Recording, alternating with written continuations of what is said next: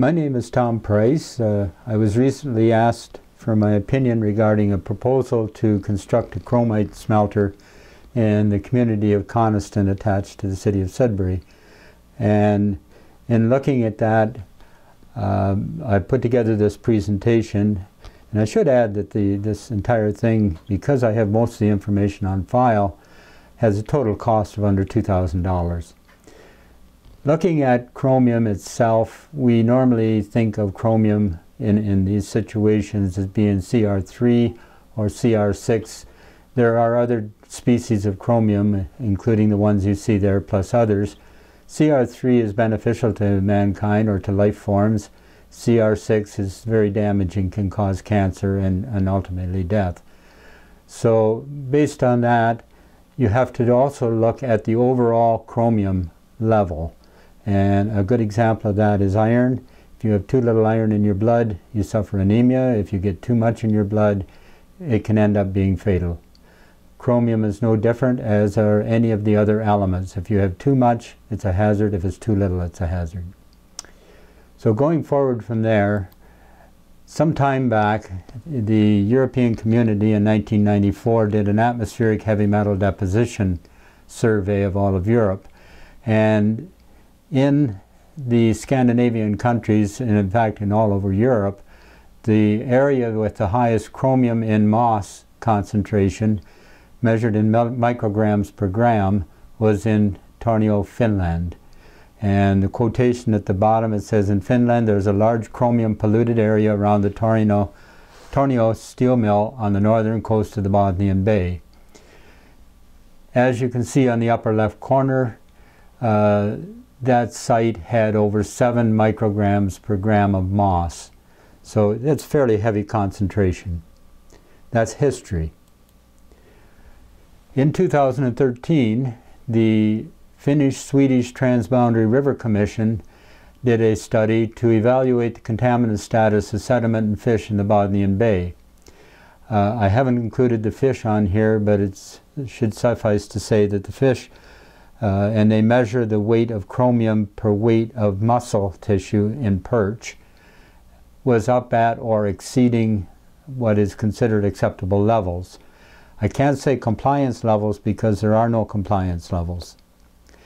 In sediment though, and again there are no compliance levels in sediment, there is only target value, and the target value, as you see below the published date, is 15 milligrams per kilogram. That is after deducting the background chromium. On the left you can see 2 deep core samples, not the surface ones that were done, but there's 2 deep core ones to show the difference between a deeper core and the surface. And the level of 70 is shown as the demarcation line there. You can see the number of samples that came in well above that. And in the comparison, it states at the bottom that the chromium concentration level reached a maximum of 150 milligrams per kilogram at primary TOE1, and the lowest value was 20 milligrams per kilogram at primary chemi KE11. The TOE1 site is just offshore from the Tonio smelter.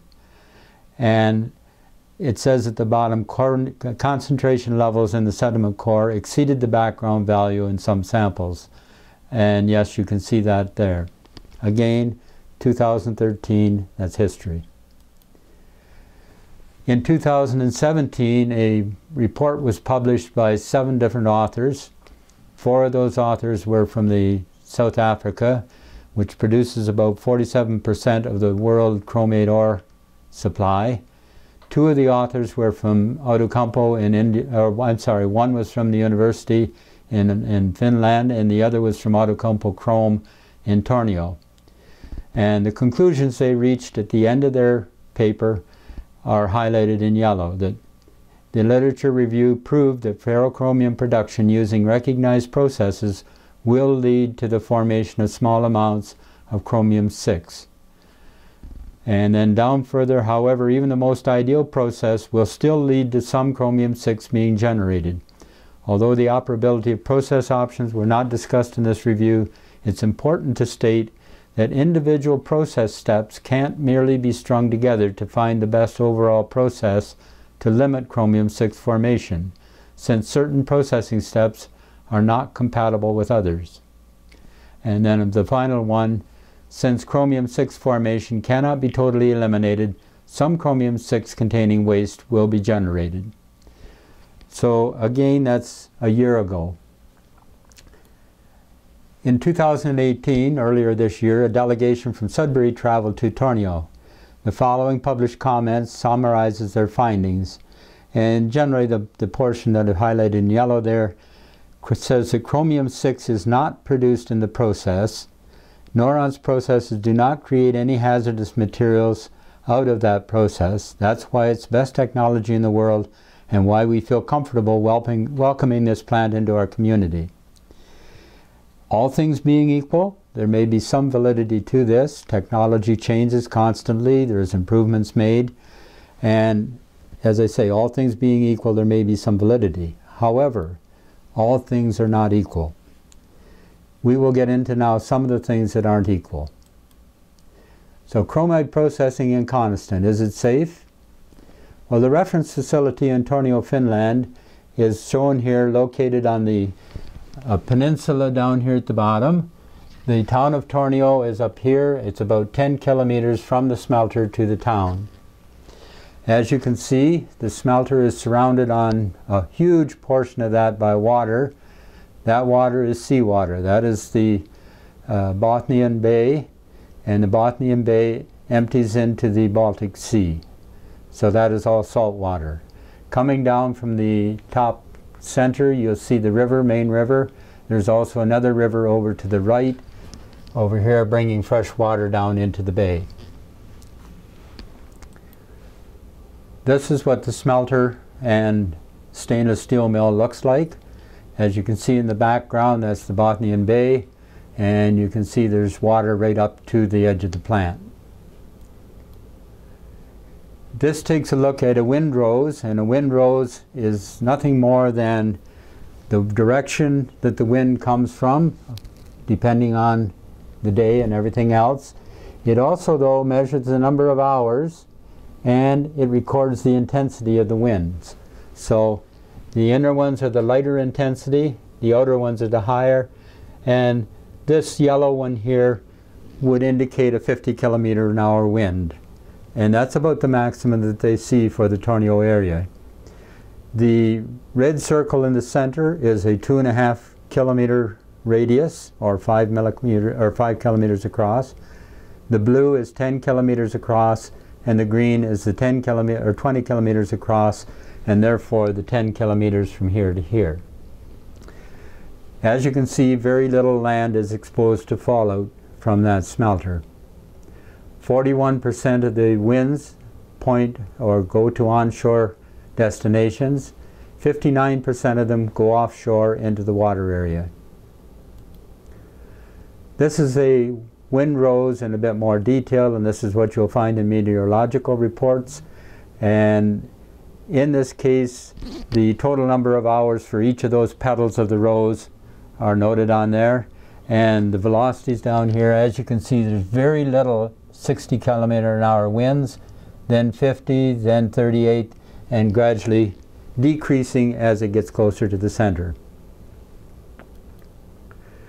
This is a numerical Ising Atlas for Finland. It was developed for the wind turbine industry, so they could predict with a fair degree of accuracy how many hours of the year the turbine blades would be subjected to icing conditions. And the Tonio site is the red star on each of them, and is shown for 3 months there. Those 3 months, unfortunately hidden by the red star, indicates that Tonio is in an area averaging between 70 and 110 hours per month of icing conditions. And what that translates to is that there's about 70 to 100 hours per month in the wintertime of fogging conditions. Fog being a low-level mist and at the right level to impact on turbine blades, and if the temperature is right with the wind, will form ice. So Fogging in the summer months can be expected to be at least that high, being a coastal village or a coastal town, and therefore fog plays an important role in the environment there. This map that you see was developed in 2016, that's a year ago. Whoop, the wrong way. This is the site in Coniston. What I've superimposed on there in the yellow block is the footprints from the Cliffs Chromite proposal. They indicated that they needed a 1 kilometer wide by 1.5 kilometer long footprint for the full-scale smelter. The first stages of the smelter are anticipated to be half-scale, which would require about 2/3 of that. Full-scale, it would go on out to this. So that also gives you a feeling for the proximity of the smelter to the town of Nickel Center or Coniston. To the bottom right is the Wanapitei River.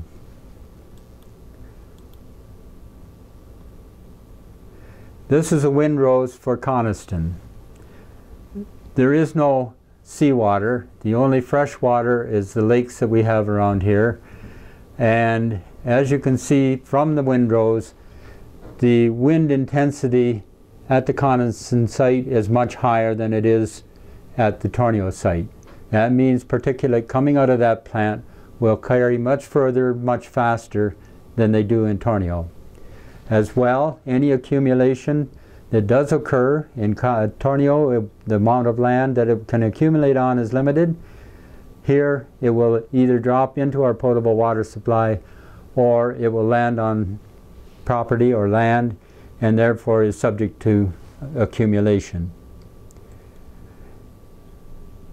Oop, boy. This is a bit larger scale, and I only put this in to show you where Lake Wanapitei is in relation to it, and that's basically the only purpose, and of course the number of lakes that do get exposed.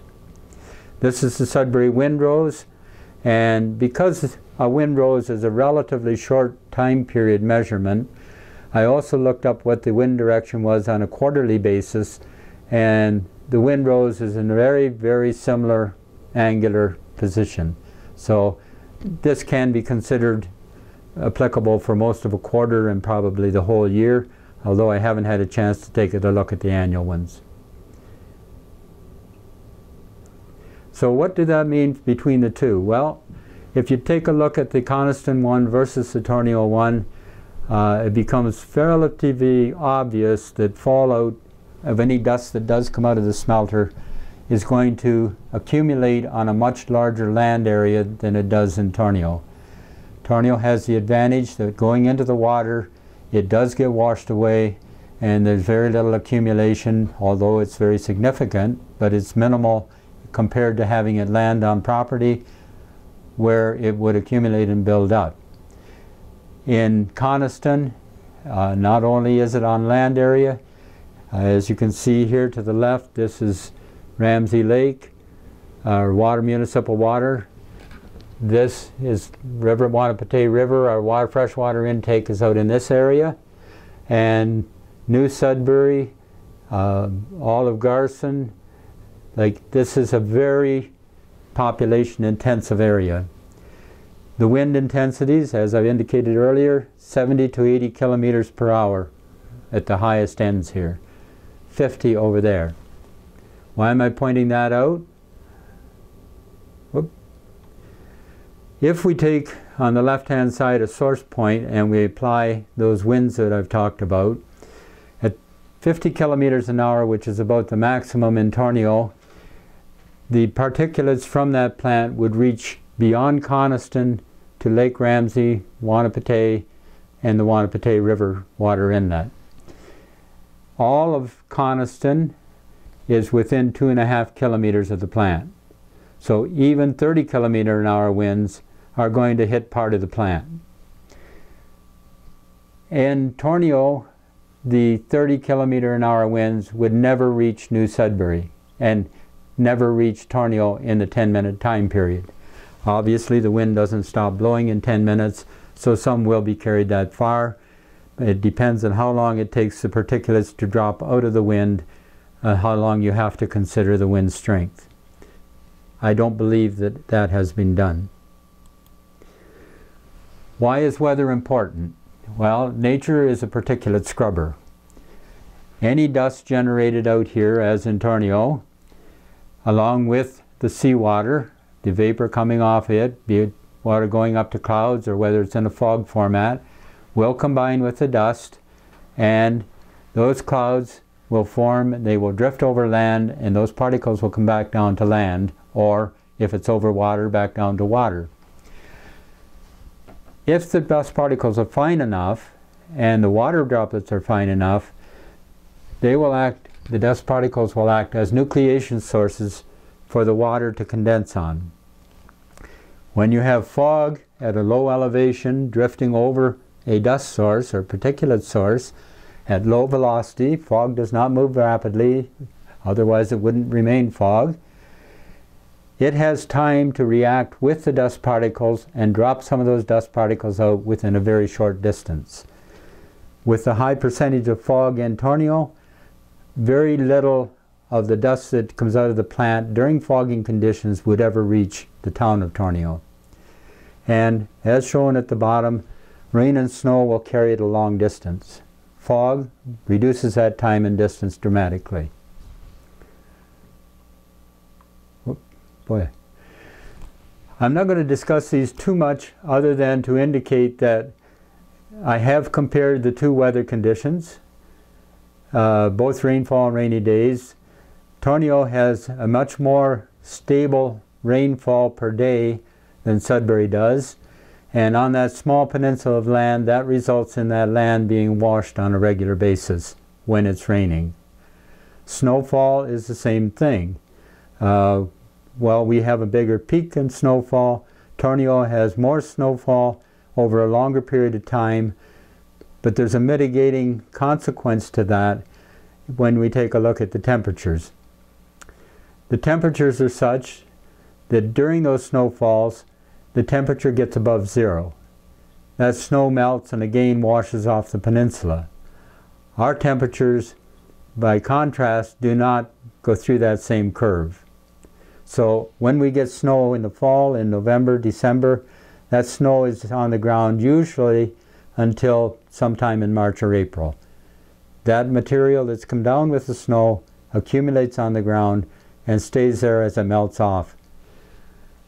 Conditions in Coniston and Tonio are different. In the sunshine days that are there, there's a lot more cloud and rain and precipitation days in Tonio than there is in Coniston. Precipitation is reflected quite neatly.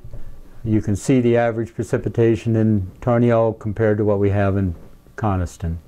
Wind speeds are dramatically different as indicated on the windroses. In the report that I referred to earlier that was done in 2017, they recommended 4 steps. First was to set up baseline studies. How much chromium-6, how much chromium period is there in that site? If you're already at levels of chromium that exceed the recommended levels, the site is not a consideration site. You can't add to something that's already over the limits. With that, as far as I know, has not been done.